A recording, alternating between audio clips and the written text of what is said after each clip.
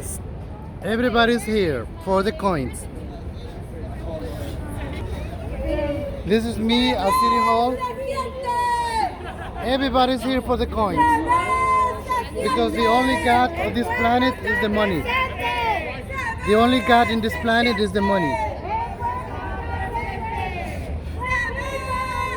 Okay, we're right here. Por aquí tenemos a nuestro héroe, Raúl Rivera.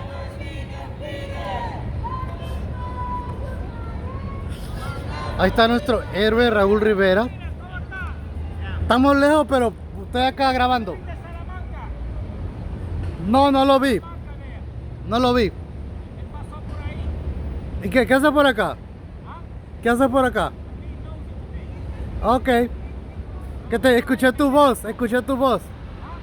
Escuché tu voz. Voy a grabar allá. Ay, yo no veo aquí.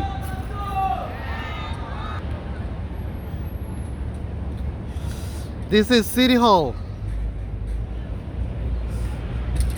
Bueno, ha comenzado.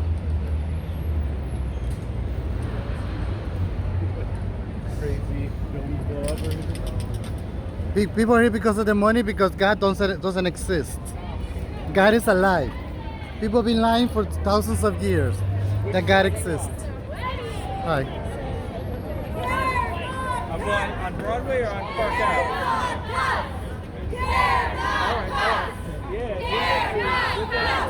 Oh, no,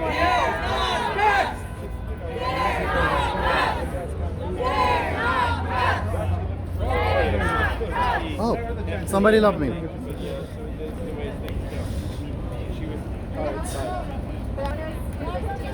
Ay, pero ¿cómo se hace esto acá? You see somebody love me, somebody gave me a fan. Because it's hot. It is hot in New York City. If you gonna watch this video, please subscribe, like, and share it. Okay? A like is free. You don't have to pay for it. Yeah, I'll make my job. Okay? You don't need to worry about that. Hi all. Sorry, my phone is broke. I'm a mom of 8, a grandmother of 4, and have been doing education for justice for over 25 years now. I've been standing on these steps and steps over there with many of the people here and the organizations that are represented today for far too long. But we will not be deterred from fighting for the people. So many of you may not know, but I'm here to share that maybe an hour ago, maybe not even that long ago, inside these doors, behind these doors, there was a group of brave souls of our people who stood in the goal of getting participating civil disobedience to stand for the people. They put their bodies on the line again to let this mayor know that we will not stand for any cuts to anyone. And we are here to say stop Cop City as well. While they didn't get arrested, the reality is it is the process of what they did and their willingness to get arrested for our city. Right? And so let's give them a round of applause for doing that. Thank you. So we're going to get started because it's hot and we got a lot of people who have a lot of facts to share.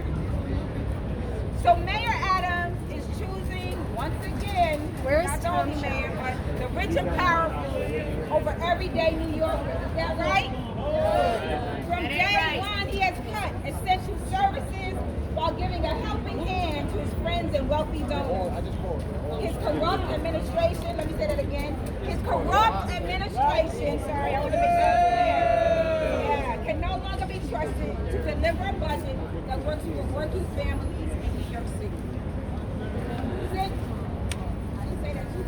Since entering office, somebody said one term, Mayor Adams has cut the city budget, let me get this right, 7 times.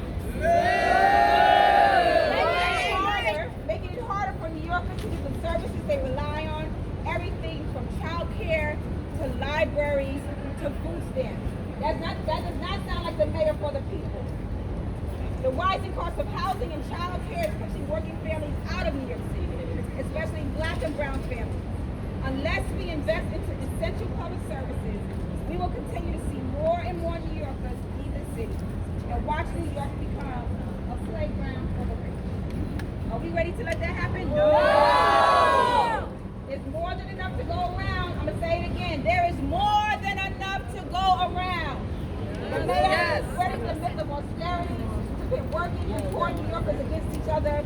But guess what? We're not buying it. We have a different vision. Actually, we have a vision. Woo! More than the Mayor Adams group. A people's budget that offers care, dignity, and justice for all New Yorkers, not cuts or criminalization. Is that our vision? No. We want our budget priorities that must be included in the final budget.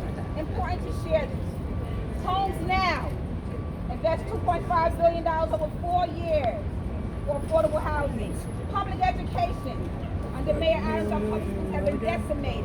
Invest $103.3 million to save education programs. Child care, address the skyrocketing cost of child care by restoring $361 million in cuts to early education child care programs. Libraries, restore the cuts that Mayor Adams has made that impact libraries, including $58.3 million. CUNY, restore the $94 million in cuts to CUNY that the mayor has made so CUNY can hire back faculty and ensure based on the $35.5 million. And real public safety, because we keep each other safe. Who keeps us safe? We keep us safe. Restore, halt NYPD overspending on new hyper-militarized training facilities, AKA we need to stop Cop City. And redirect that $225 million to other capital needs like Homes Now and $130 million cut in library capital and make restorations and expand reentry services at $5.8 billion. Listen, all this is saying that what y'all are fighting for is the thing that is the vision for New York. And whether the mayor says this or not, we are clear on what the vision is. It's for us to have housing, education, child care, to stop the criminalization of folks, health care, and all those things. That is the vision that we want, not the fair tactics that are happening. So without further ado, I'm going to start. We're going to start by calling Jen from PSC. Can you give it up?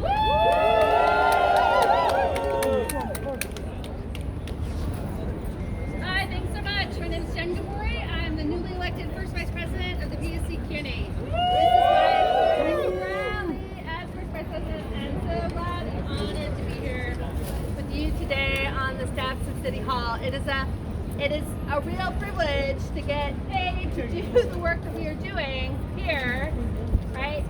To care for public institutions. That's what we're all out here doing, right? Care Not Touch is about the care of the public and things that are for the people. Right? I want my own kid to go to a public college, right? I want my kid to go to a public college, not just because I want it to be a tuition-free college, but I want kids to go to public colleges because they are strong public things that are for all people. Right? And I want to invest in that.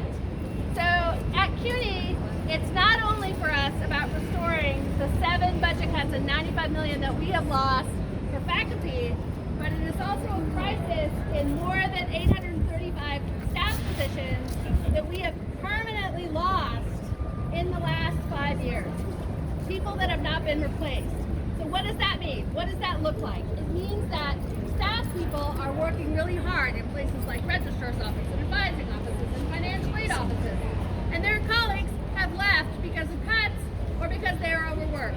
And then somebody absorbs their job, right, sitting next to them, and then they work that job for like a year and a half, and then they turn around and they realize no one is coming to fill the seat next to them, and they're just suddenly doing a work speed up.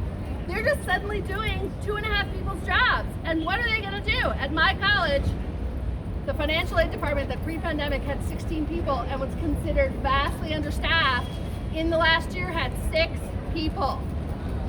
That is in the middle of a FAFSA meltdown. And so we are grabbing people from other units to say, hey, come in here and enter this data. That is unacceptable. That is not serving the people and the students of New York. That is unacceptable. So we need CUNY to be, New York is going to be strong when CUNY is strong. Yeah. And we need investment in CUNY for the people of New York and connected to all of the other kinds of issues here around food security, around housing security, around pre-K, around strong K through 12. And it's so good that we can work together in coalition. Let's really, really push back against the mayor's really vicious attitude and try to get as much restoration and then look beyond that next year. We shouldn't be fighting for restoration, right? We should be fighting for budget investment. Thanks so much.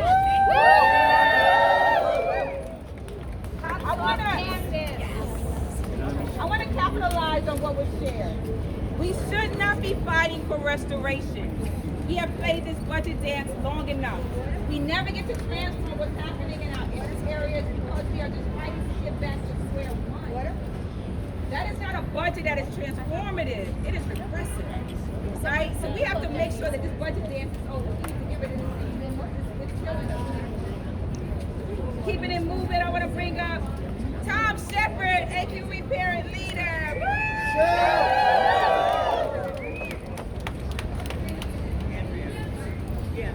All right, so good morning, everybody. Good morning. I'll make this quick because I know it's hot. But so my issue, and I think the issue of parents in New York City is how these cuts affect public education. And we are concerned that we are talking about cuts to, restorative justice programs, $12 million. At a time when our students coming back from this pandemic need additional support. Same thing with the mental health continuum, $5 million. When we talk about an investment in community schools, at a time when our schools have seen just all kinds of services cut and schools that we are really looking for to serve the actual needs of our students as they exist and live in our communities, to have $14 million cut from community schools is unacceptable. Unacceptable. That ain't right. When we talk about things like immigrant family communication and outreach services, $4 million cut. Right. When we talk about student success centers, $3.3 million cut. All right, but here's a big one. There are a couple of big ones. One is school nurses. At a time when our students, again, coming back from this pandemic, and everybody is hypersensitive, as they should be, around the health of our students, to have $65 million cut from school nurses is unacceptable. And when we talk about the cuts in funding so that the school system can comply with the class size law is unacceptable.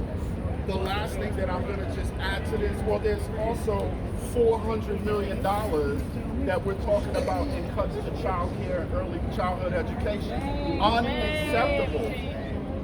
So what I'm asking, what I am calling for is for the city council to say no. These cuts are unacceptable. Our students and our communities and our families need the resources necessary so that our young people can have access to a high quality education and the key to the future that they richly deserve and that they have a right to. Thank you. All right, we're going to keep it moving. So many of the places and spaces that are being cut are places where so many people have access to, and we took for granted, like a library. And to know that they're being cuts to libraries already, and that they're still considering cuts to libraries, should once again be unacceptable.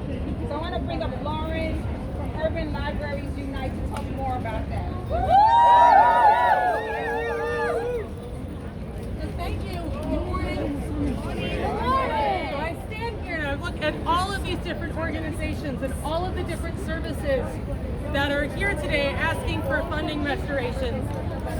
And I can think of a time at work where I as a library worker have interacted with every single one of these issues. I've helped people find and connect to housing services. We've helped gay teens find shelter for the night. We help people connect to food. We help people figure out what school to enroll in. We help make sure that people are safe indoors when it's hot out. And cutting 13% of our budget means we can do 13% less than that in the libraries in New York City. If this budget cut of $58.3 ¿Y por qué se fueron para allá? goes through, that's Ay. strategy wrong. It means if you work 9 to 5, Monday to Friday, you are just approved. You can't get access to a library. You do not have the same access as people who can get there during the week. We've already lost Sundays. And libraries have an impact on every single community in this city. They are the soul of our neighborhoods. They provide the space where people gather. And this budget is targeted at cutting the soul out of New York City. Cutting out everything that brings us joy. Whether it's books or culture or decent places to live. Everything that gives us a second of joy is being sucked out of this budget. And we can do better. Flat funding is a cut. Yes. Flat funding is a cut. Flat funding is a cut. Flat funding is a cut. We can do better. We can have libraries. We can have bread, roses, and books. It is again another message that there's the mayor and others would have us believe we can have it all. We can. Now I want to bring up Milton Perez. Milton. Ahí viene Milton. Milton.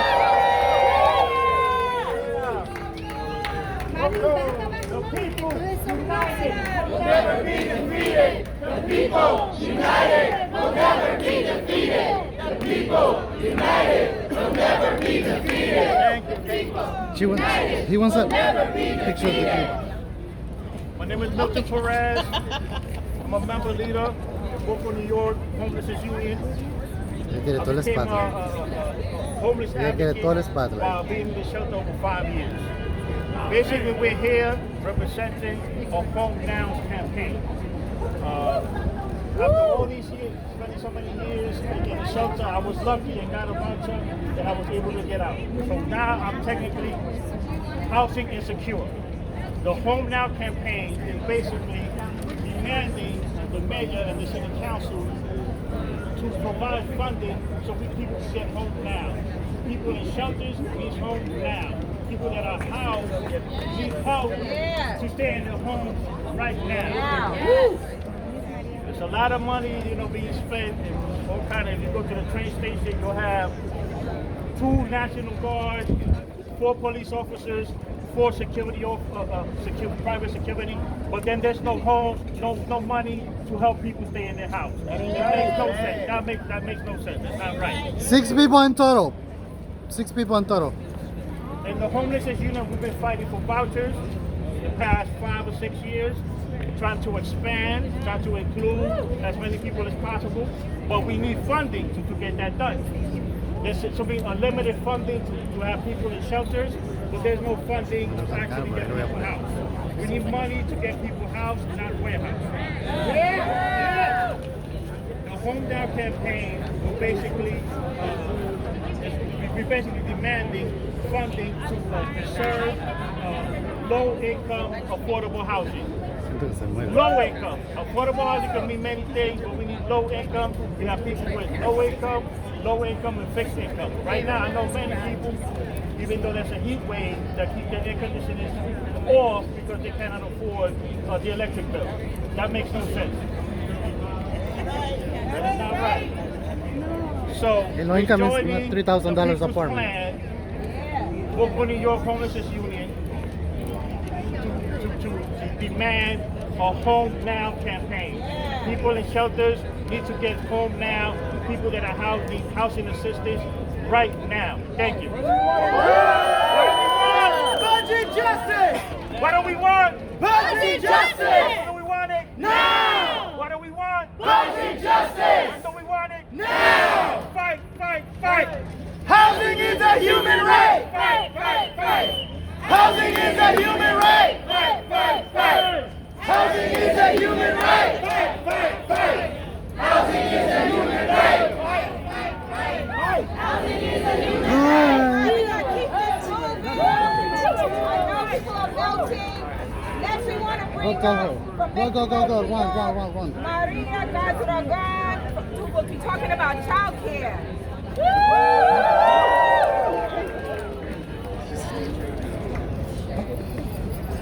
Buenos días, mi nombre es María Guadrón y soy madre líder en Mentor Road, New York.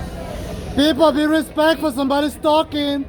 Y madre de Thank tres you. hermosas hijas, como muchos neoyorquinos, nuestra ciudad debería ser un lugar donde todos tengan la oportunidad de prosperar. Todos Thank you, my merecemos acceso a microphone. vivienda, medios de vida estables y recursos vitales, como transporte público, parques, escuelas y guarderías. Lo más importante para mi familia, para mí y mi familia. El cuidado infantil no es solo un servicio, es un salvavidas para los padres que trabajan.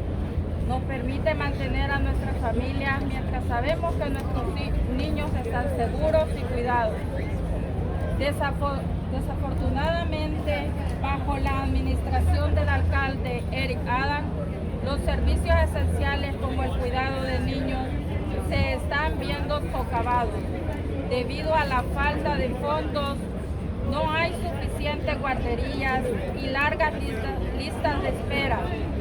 En lugar de invertir en los recursos que necesitan las familias trabajadoras, el alcalde Adams ha optado por priorizar las ganancias corporativas y los intereses de los extremadamente ricos. El impacto de estos recortes presupuestarios se siente profundamente en todos los vecindarios. Los servicios públicos de los que dependen los neoyorquinos, desde bibliotecas hasta centros para personas mayores y colegios comunitarios, están siendo recortados. Esto crea una crisis para familias como la mía, que dependen de estos servicios para equilibrar la vida laboral y familiar. Sin un cuidado infantil asequible y accesible, me he enfrentado a la elección imposible entre ganarme la vida y asegurarme de que mis hijos estén bien cuidados. Necesitamos un liderazgo moral que dé prioridad a las necesidades de los neoyorquinos trabajadores y pobres sobre los caprichos de los ricos. Necesitamos un presupuesto municipal que invierta en programas y servicios como cuidado infantil, educación y vivienda. Estas inversiones harán de la ciudad de Nueva York un lugar donde las familias puedan quedarse, crecer y tener éxito. Hago un llamado a los líderes de nuestra ciudad para que apoyen a familias como la mía. Luchemos por un presupuesto popular que priorice los cuidados. So I will be reading for testimony in English. Good morning. My name is Maria Guadron, and I am a parent leader at Make the Road, New York, and mother of 3 beautiful daughters. Like many New Yorkers, our city should be a place where everyone has the opportunity to thrive. We all deserve access to housing, stable livelihoods, and vital resources like public transit, parks, schools, and childcare.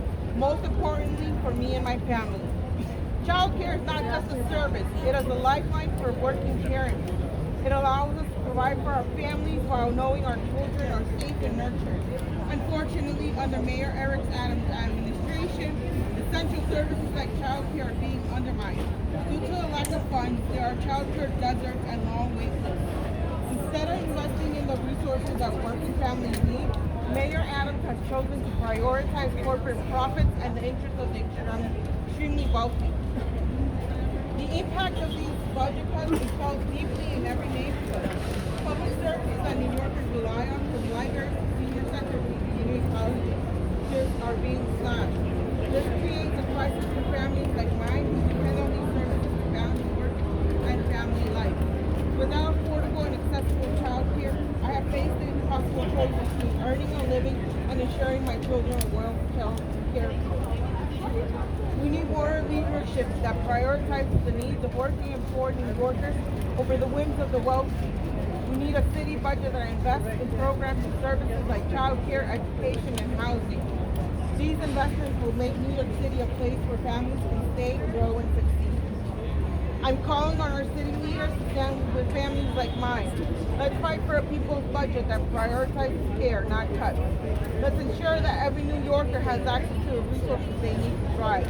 Together we can build a stronger, more equitable New York City. We're keeping it moving. We're almost done, folks. Hang in there.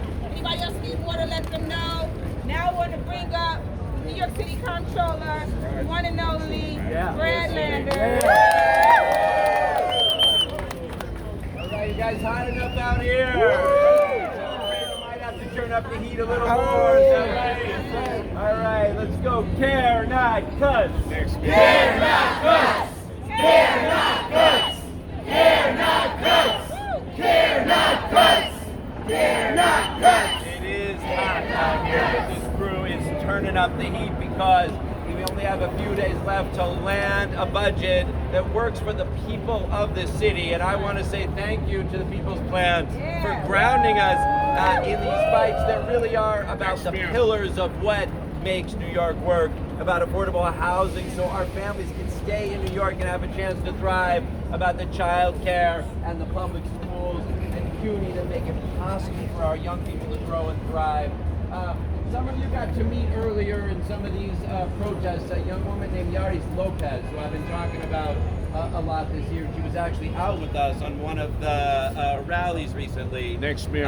Yaris is 23. She came here when she was 11 from Honduras. Gangs tried to burn down her house.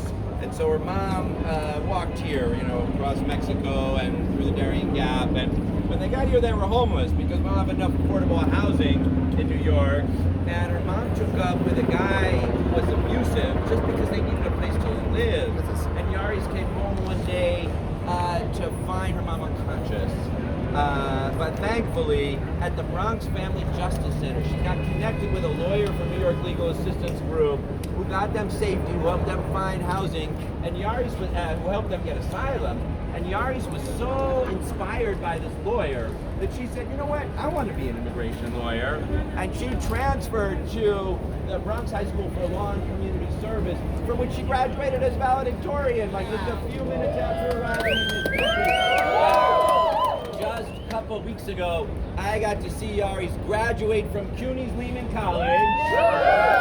She's already working as a paralegal at the New York Legal Assistance Group, helping families file their asylum applications and their work documents at the comptroller. A lot of times when you're an immigrant, you feel like you're a burden on somebody. But when I'm helping those families file their applications, she said, I feel like a good luck charm. And Yaris Lopez is like a good luck charm for the city of New York. But it's worth remembering what helped her get there. And that's because we invested in public schools that made it possible for her to become that valedictorian. And boy, CUNY's Lehman College, like a whole bunch of other CUNY campuses, are the places that bring the future to life. So you know what we should not do? Is we should not cut CUNY by $95 million. The child care that our families need. We should not be cutting programs in our public schools. And we definitely need to invest hundreds of millions, actually billions of dollars in the homes that our families need now and the homes they'll need for generations. So thank you guys for being out here. We'll say one more time. Dare not cuss. Dare not cuss. Dare not cuss. Dare not cuss. Dare not cuss. Next mayor, speak. Next mayor. Bring up Donovan Tavares from Justice. Next mayor.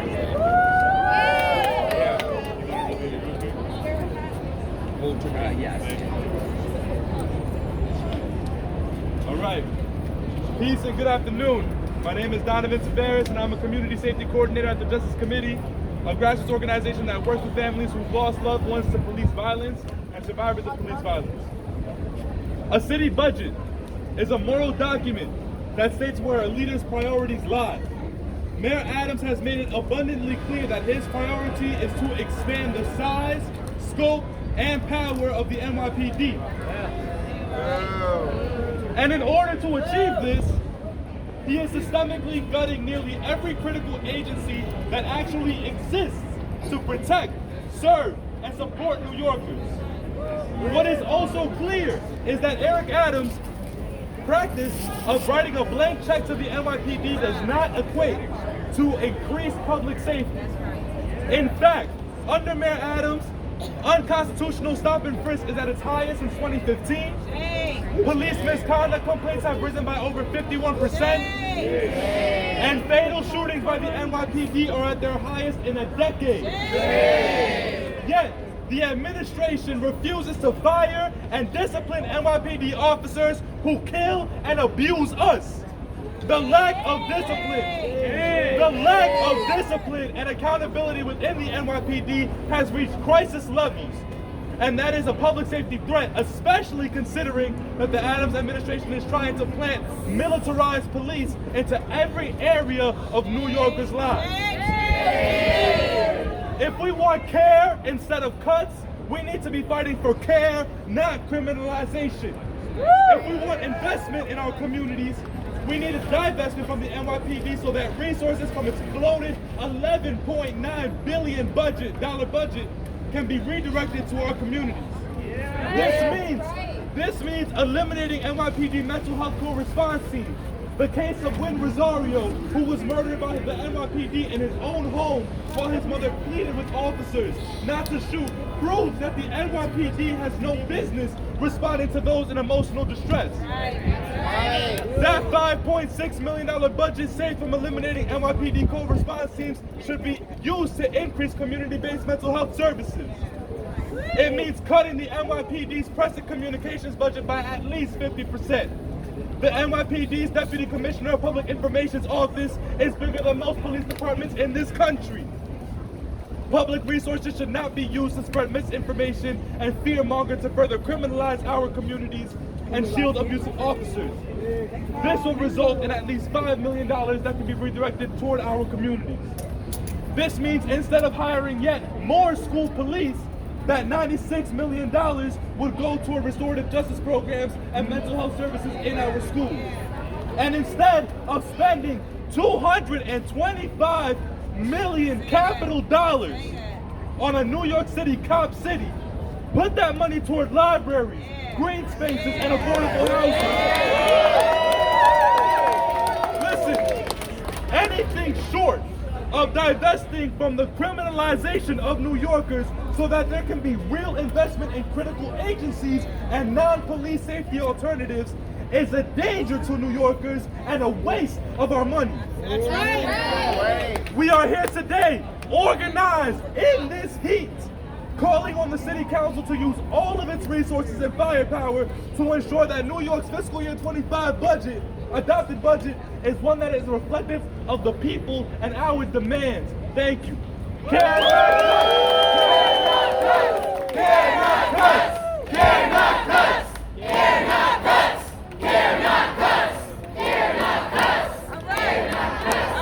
right. So we're going to get y'all out of this heat. We're going to wrap up.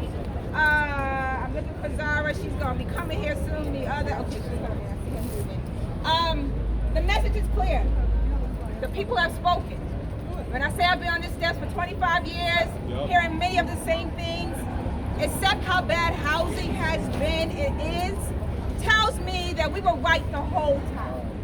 The things that these organizations that stand here behind us, individuals who are new to this fight, have been saying for more than 25 years, we were right. We're tired of just being right. We want a budget that actually funds the things that keep us safe. The thing we can guarantee is that if we continue down this path of funding police, that we will not be safe. That is the one thing we can guarantee that has not worked in the funding locally, statewide, or federally, has been investing all our dollars that leave us in these situations on police. That is a guarantee. We can guarantee that because we are here to tell you where we should be investing. So it would be, we need to make sure that I'm going to have Zara come up here and actually close us out, because this woman right here has been holding us down for a number of years. Yeah. She has curated this people plan like nobody's busy with, well, I'm sure with a lot of other people's help. I'll say that. But this sister right here is doing the work, and we need to make sure that she may not. But before Zara goes, we're gonna bring up.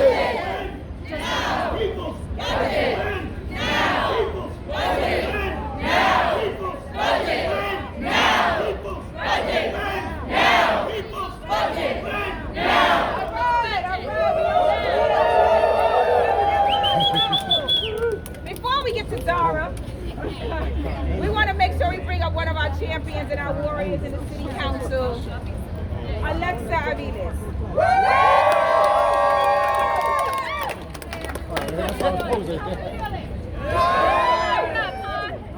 We're here again, another year, asking for this city to invest in its people, as opposed to wasteful programs that don't keep us safe, or institutions that create harm.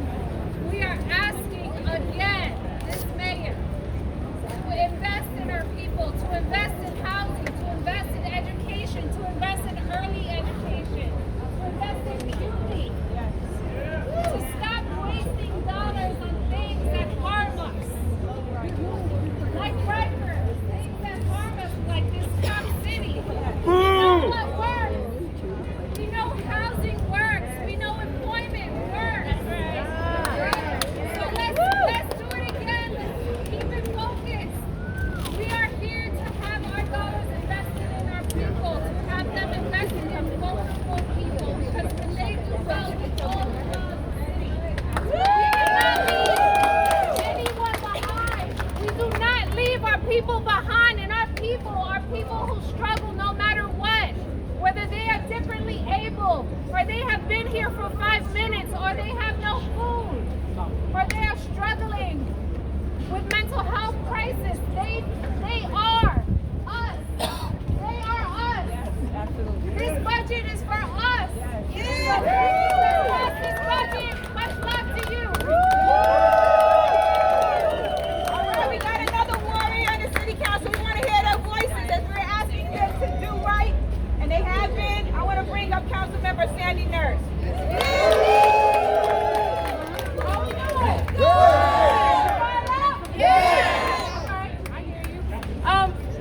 Look, it's got to make sense. You got $250-something million for a training facility, but no money for early childhood education. $250 million something, but no money for libraries. $256 million for a training facility and no money for our public schools. It doesn't make sense. Right. We are fighting so hard, tooth and nail. This is our 5th cut, maybe our 7th cut. Seventh cut. Cut to the bone. There's nothing left to take. We are literally gutting every single social service that this city depends on, that families depend on, that our children depend on. They're calling us, asking us, can your office be a cooling center? When you got libraries up the block. It doesn't make sense. They're scrambling. They're scrambling. It's enough already. We deserve better. We deserve more. We should not be here begging for basic things. Basic items. Education, good quality classrooms. Pre-K, 3K. Why are we asking for these things? This is the baseline. This is the baseline. And we're tired. So we're standing with you all. I am so grateful that you are here filling these steps. You look amazing. We are counting on you, and we know that you're counting on us, and we are counting on each other to make this budget a just budget. So thank you for what you're doing. We appreciate you all. We're going to keep fighting. Is that right? Move the money. Move the money from war to our communities. Here we go. We're ending it. We're closing it down now. Really for real. With Zara. You know why? Because these things happen. happen, but it's important if we're asking city council to come out here that they should be able to express themselves. And so thank you for the two members that were able to, not saying they're not more, but who were able to come out here. Zara, bring us home. We're tired, but we ain't too tired to keep fighting. Sweaty! We are sweaty! We're sweaty for a people's budget. Okay, so we have been out here for months, collecting petitions. You're seeing them all right here. Thousands of postcards, letters to the mayor. He will not budge. Why? His cuts are dangerous. His cuts are unpopular. His cuts are fiscally irresponsible. So today, we have a special delivery for Mayor Adams. We're delivering all the postcards that we collected over the last couple of months. Thousands and thousands of New Yorkers who can't take off work to be here, but we appreciate the folks who did. This is how much this matters. I appreciate the folks who, a dozen folks earlier, who risked arrest inside the rotunda to make sure that our voices are heard. This is the people's house. This is the people's house. That's right. This is our house. What should come out of this house should be in the best interest of us, the people. Not games, not Mayor Adams, friends, not his WhatsApp chats, not Zero Bond, not wherever he's doing business these days. This is the people's house. And we demand that any budget that comes out of this house is a people's budget. So we have less than 10 days. We have less than 10 days. And the mayor has not budged on most of his dangerous, unpopular, and fiscally irresponsible cuts. Still, 10 days left, and he still has not budged. That's why we are saying to the city council, we support you in whatever you want to do, whatever you need to do, whatever tools you need to use to make sure that the budget that is passed is a people's budget. You negotiate with the mayor, we're behind you. You amend the budget, we're behind you. But we need a people's budget. We're tired of these games. We're tired of the last 3 years, 7 rounds of cuts, and 3 years of budget cuts to essential services. Things that people cannot argue about. Education, childcare, CUNY, libraries. Everybody agrees. Everybody agrees. The only person who doesn't agree is Mayor Adams. He is the only one holding us up from a people's budget. So we're here to demand it. We're here to show it. We're going to deliver these postcards today. We're going to deliver postcards to the council members next week. And we want people to keep calling their council members. 10 days. We've got 10 days. And we're going to pass a people's budget. Care not cuts. Thank you. Care not cuts. Care not cuts. Care not cuts. Care not cuts. Care not cuts.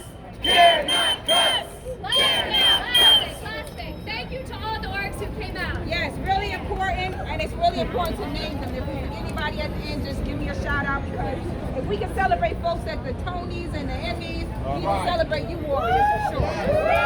So, Alliance for Quality Education, Daisies Rising Up and Moving, Jews for Racial and Economic Justice, Make the Road New York, New York Communities for Change, New York City Democratic Socialists of America, New York Working Families Organization, New York Immigration Coalition, Professional Staff Congress, Local New York, Urban Libraries Unite, Policing and Social Justice Project, the Ali Forney Center, Dignity in Schools, New York, Sapna NYC, Indivisible Brooklyn, CUNY Rising Alliance, Freedom Agenda, Integrate NYC, Young Invincibles, Parents Supporting Parents New York, ANHD, I'm sorry, I don't know what that stands for, Catal Center for Equity, Health and Justice, Triage, Writers Alliance, Align, Catal Center, Garden Riverside, Jahaji Sisters, Faith in New York, Freedom Agenda, Middle Church,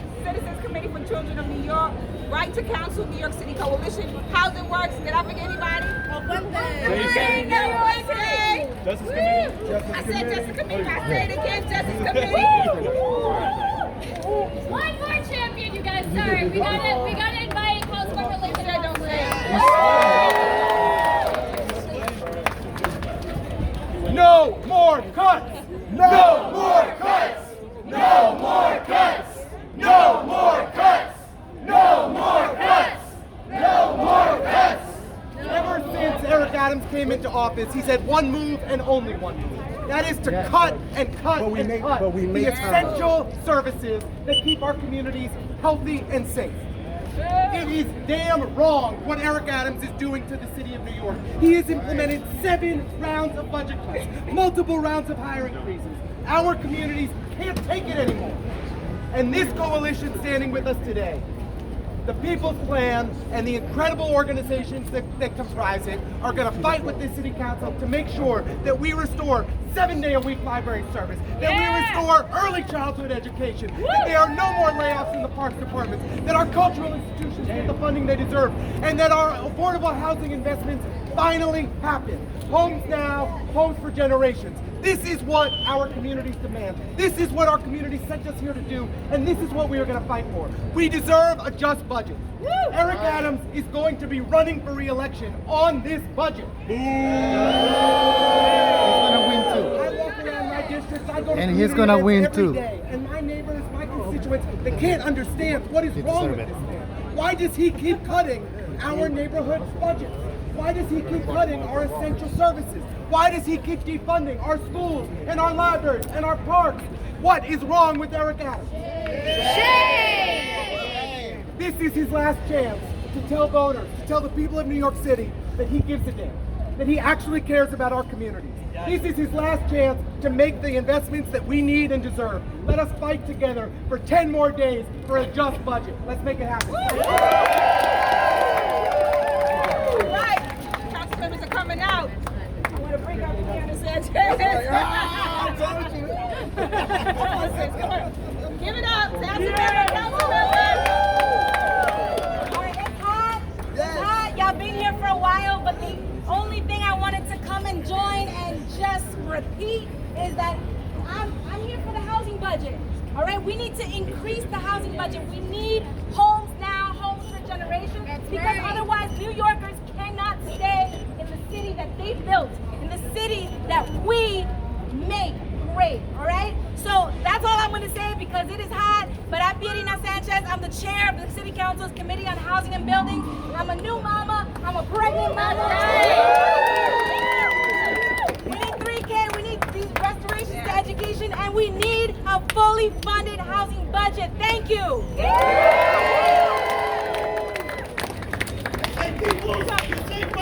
One more. Wait before you go. One more champion. We are going to bring up a representative from Public Advocate Jamani Williams, the one and only Elizabeth Kennedy. First of all, I want to start by saying sorry. Sorry, not because of this heat, but because this budget does not reflect the power that is here right now. And that power looks like every institution that makes us whole doing multiple jobs.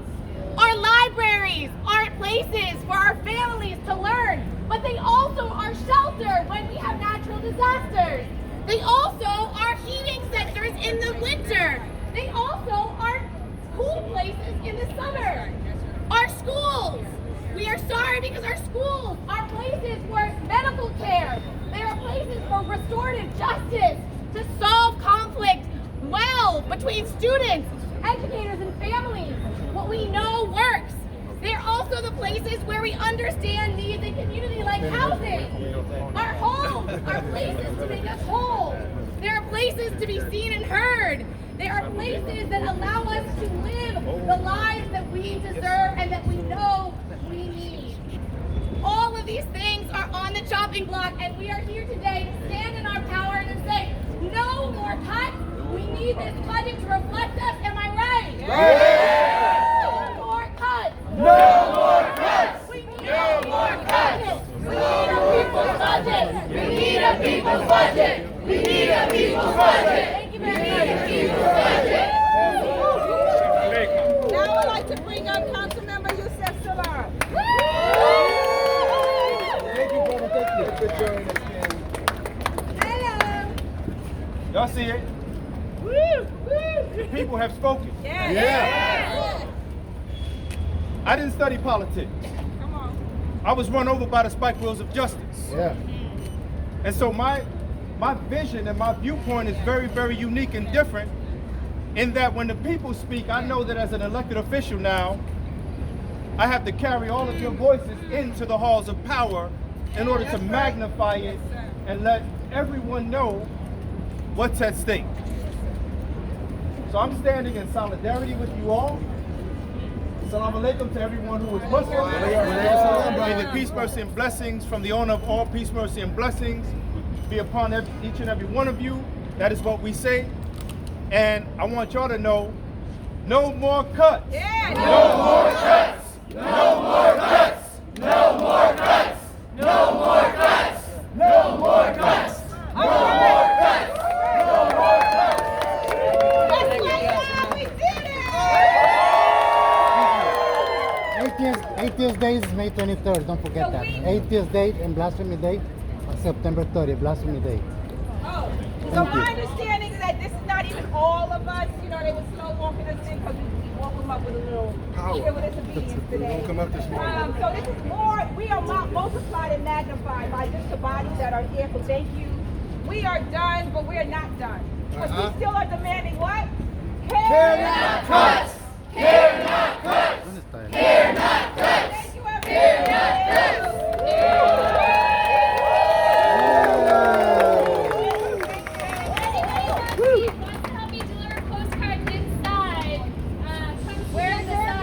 Clean off the lens. You can see more better. We're delivering. No, it's the phone that is messed up. Thank you. Blasphemy Day is September 30th. Blasphemy Day is September 30th. Don't forget that.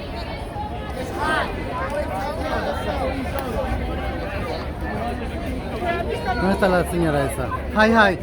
How are you? Don't forget, Blasphemy Day, September 30th. Blasphemy Day.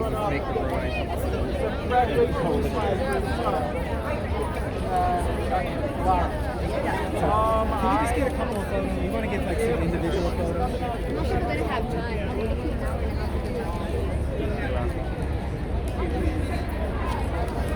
half. The rally is about to finish. I mean, just finished. So, don't forget the Blasphemy Day is September 30th. Blasphemy Day. You can criticize any religion, including Islam.